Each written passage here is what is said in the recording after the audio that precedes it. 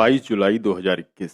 पहले जनता के बीच से ऑक्सीजन खत्म थी, लेकिन संसद में मोदी के ये कहने के बाद कि ऑक्सीजन से कोई नहीं मरा, लोगों के पास अब शब्द खत्म है।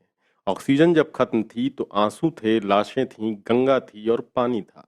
लेकिन संसद में मोदी के ये कहने के बाद कि ऑक्सीजन से कोई नहीं मरा, अब मोदी जी और उनकी सरकार के लिए जनता के पास माँ की गाली है, बहन की गाली है, गे रूपी गाली है और हर वो गाली है जो जनता को आती है। इस एपिसोड में हम दिखाएंगे कि मोदी के ऑक्सीजन से कोई नहीं मरा के बयान के बाद भारत भर में लोग क्या कह रहे हैं।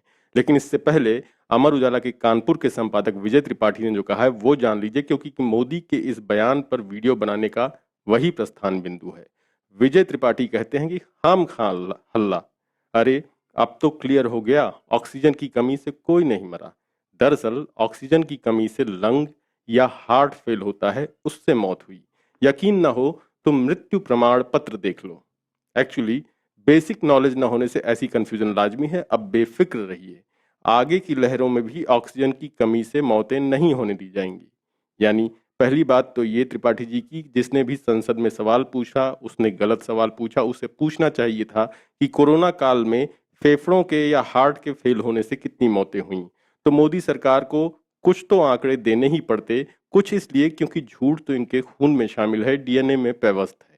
फिर भी कुछ तो पता चलता कि ऑक्सीजन से मौतें कितनी हुई। लेकिन ऐसा नहीं हुआ और मोदी सरकार ने सवाल में हुई इस तकनीकी कमी का पूरा फायदा उठाया और सिरे से झूठ झूठ बोल दिया कि ऑक्सीजन की कमी से देश में कोई नहीं मरा।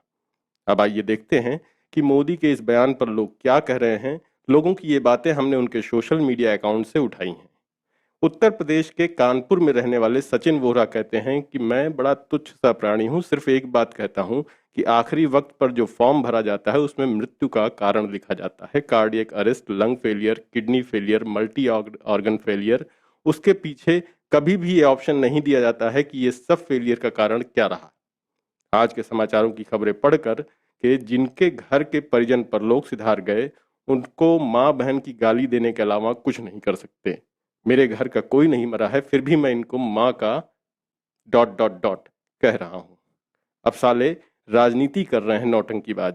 दिल्ली से पत्रकार डॉक्टर राकेश पाठक कहते हैं कि आपको पता चलना चाहिए कि केंद्र सरकार ने राज्यों से ऑक्सीजन के अभाव में मौत की जानकारी मांगी ही नहीं थी। प्रोटोकॉल में इसका कोई कॉलम ही नहीं था। ऑक्सीजन से कोई नहीं मरा वाला बयान जब संसद में दिया जा रहा था तो इसी में कहा गया कि राज्य सरकारों ने ऑक्सीजन की कमी से मरने वालों के आंकड़े नहीं दिए हैं। इसका मतलब समझे आप? इसका मतलब है कि चित भी मेरी, पट भी मेरी और अंटा मेरे बाप का। न ऑक्सीजन से मरने वालों के आंकड़े देंगे, न राज्यों से मांगेंगे, न इसका प्रोटोकॉल बनाएंगे और फिर कहेंगे कि राज्यों ने दिया ही नहीं, इसलिए कोई मरा ही नहीं। इसी बात पर बिहार के मगध में रहने वाले राम कुमार कहते हैं कि अगर ऐसा है तो देश का हर एक मुख्यमंत्री निकम्मा है, चाहे वो कांग्रेस की सरकार हो या बीजेपी की या दिल्ली में बैठी अरविंद केजरीवाल की या किसी भी पार्टी की। मध्य प्रदेश के ग्वालियर में रहने वाले राकेश सिंह राजावत कहते हैं कि ऑक्सीजन से कोई मरा ही कहाँ है, वो सब तो अपने कर्मों से मरे थे। मरने वालों के परिवार सरकार को बदनाम करने के लिए और मुआवजा हासिल करने के लिए ऐसा कर रहे हैं। आपको याद दिला दें कि ये उन्होंने मोहन भागवत पर तंज किया है, जिसने कोरोना काल में लोगों की मौत का मजाक उड़ाया था। यूपी के आगरा से एक महिला की तस्वीर ऑटो रिक्शा में अपने पति को मुंह से ऑक्सीजन देने की वायरल हुई थी।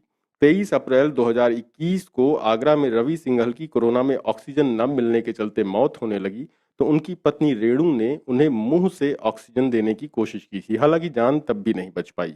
रेणु सिंघल ने मोदी के ऑक्सीजन वाले बयान पर कहा कि ऑक्सीजन की कमी से कोई मौत नहीं हुई। ये सुनकर ही उन्हें बहुत धक्का लगा है। वो खुद उदाहरण है। उस वक्त हर अस्पताल में ऑक्सीजन की परेशानी थी और अस्पताल दर अस्पताल दौड़ लगाने के बाद भी वो अपने पति रवि सिंघल को नहीं बचा पाई।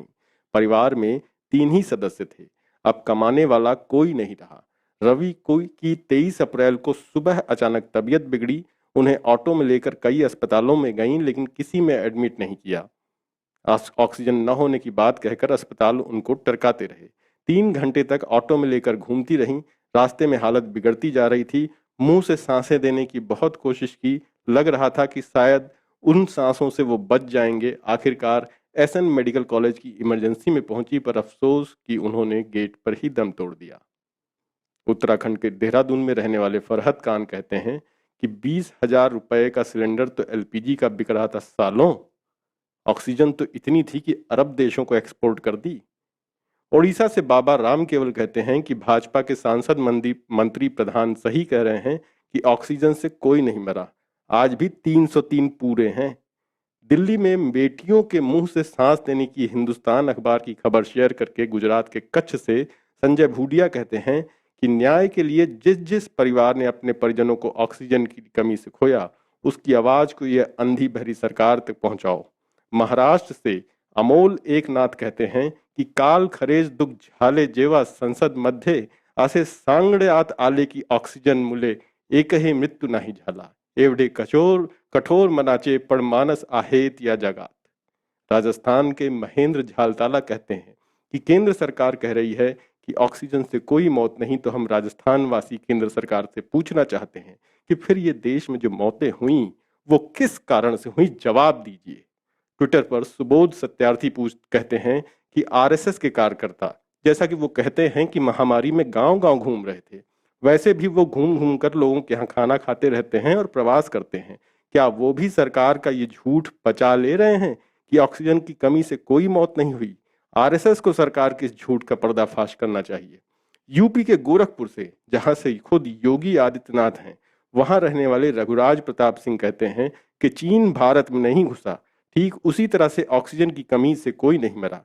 यही मोदी सरकार के बोल हैं। 7 सालों में कभी सत्य बोलने का प्रयास ही नहीं किए देश के प्रधानमंत्री मोदी जी ने। नगरोटा हिमाचल प्रदेश के रहने वाले मनोज मेहता कहते हैं कि जब जासूसी से नहीं डरा पाता तो इनकम टैक्स की रेड कराता है, लाखों असहाय भारतीयों को ऑक्सीजन की कमी से मरवाता है। पत्रकार पुण्य प्रसून वाजपेयी ने कहा कि पहले मौत छुपाई, अब मौत की वजह छुपाई। कवि कुमार विश्वास ने कहा कि नागरिकों की बेचैनी का मर जाना लोकतंत्र का शोक पर्व है। यूपी की सुहेल देव भारतीय समाज पार्टी के मुखिया ओम प्रकाश राजभर ने कहा कि जब लोग ऑक्सीजन न मिलने की वजह से, दवा न मिलने की वजह से, वेंटिलेटर न मिलने की वजह से, बेड न मिलने की वजह से मर रहे थे, तब भाजपा बंगाल, असम, तमिलनाडु, केरल और पुडुचेरी में वोट के इंतजाम में लगी थी, तो इनको कैसे मौत की खबर लगेगी? भाजपा भारतीय झूठ पार्टी है, इसके लोग झूठ बोलने में माहिर हैं। हरियाणा के फरीदाबाद के सेक्टर 30 निवासी सीए कपिल मित्तल ने बताया कि उनकी मां का ऑक्सीजन लेवल कम हो गया था। इस पर उन्होंने 3 मई को मां को सेक्टर 16 के मेट्रो अस्पताल में भर्ती कराया था। उस दौरान संबंधित डॉक्टर ने बाहर से ऑक्सीजन की व्यवस्था करने को कहा था, जो कि वो नहीं कर पाए थे। कारण 4 मई को उनकी मां की मौत हो गई। उनका कहना है कि ऑक्सीजन उपलब्ध हो जाती तो आज उनकी मां जिंदा होती। मां की मौत के कारण की जांच कराई जाए तो ऑक्सीजन की कमी की असलियत सामने आ जाएगी। हरियाणा के ही पलवल जिले के हथीन वार्ड नंबर 2 निवासी नकुल कुमार ने बताया कि उन्होंने अपने चाचा के लड़के के छाती में दर्द होने पर 4 मई को पलवल के जिला अस्पताल में भर्ती कराया था। उसके बाद डॉक्टरों की राय पर 6 मई को नल्हड़ मेडिकल कॉलेज नूह के लिए रेफर किया गया। वहां पर डॉक्टर ने वेंटिलेटर पर करने के लिए आश्वासन दिया था, लेकिन दोपहर 1 बजे से लेकर शाम 4:30 बजे तक उन्हें वेंटिलेटर नहीं मिला और डॉक्टर इधर उधर करते रहे। इसके बाद उन्हें इमरजेंसी में लाया गया और नकुल कुमार से कहा गया कि वो कहीं से ऑक्सीजन सिलेंडर का बंदोबस्त करें, लेकिन ऑक्सीजन नहीं मिल सकी। इसी 6 मई को शाम 4:45 बजे उनकी मौत हो गई। उनका कहना है कि अगर ऑक्सीजन मिलती तो उनके चचेरे भाई की मौत न हुई होती। और आखिर में बता दें कि कांग्रेस ने बीजेपी सरकार के ऑक्सीजन वाले बयान पर विशेषाधिकार हनन का प्रस्ताव लाने की बात कही है। वहीं कांग्रेस नेता राहुल गांधी ने कहा है कि सिर्फ ऑक्सीजन की ही कमी नहीं थी, संवेदनशीलता और सत्य की भारी कमी तब भी थी, आज भी है।